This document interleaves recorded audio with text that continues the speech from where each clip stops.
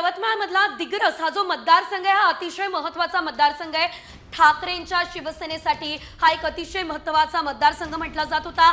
शिंदे गटाचे संजय राठोड हे सुद्धा खरं तर यवतमाळ या ठिकाणी दिग्रसमध्ये आपण बघितलेले होते, तर काँग्रेसचे माणिकराव ठाकरे हे सुद्धा या ठिकाणी शर्यतीत होते। मात्र शिंदे गटाचे संजय राठोड यांनाच या ठिकाणी उमेदवारी मिळालेली होती आणि ते संभाव्य आमदार असू शकतात अशी शक्यता व्यक्त केली जाते। या आधी जर आपण बघितलं तर 2 वेळा ठाकरेंच्या शिवसेनेचाच आमदार दिग्रसमध्ये राहिलेला आहे, मात्र यंदा शिंदे गट संजय राठोड या ठिकाणी बाजी मारताना दिसतायत। अगदी संजय राठोड यांचं नाव आघाडीवर आहे आणि त्यांच्या नावाची चर्चा आहे, संभाव्य आमदार देखील ते असण्याची शक्यता आहे। मात्र संजय राठोड संभाव्य आमदार नेमके का असणार आहेत, त्यामागची कारणं काय आहेत, स्थानिक गणित काय आहेत राजकीय, ते देखील जाणून घेऊयात आपल्या प्रतिनिधींकडून।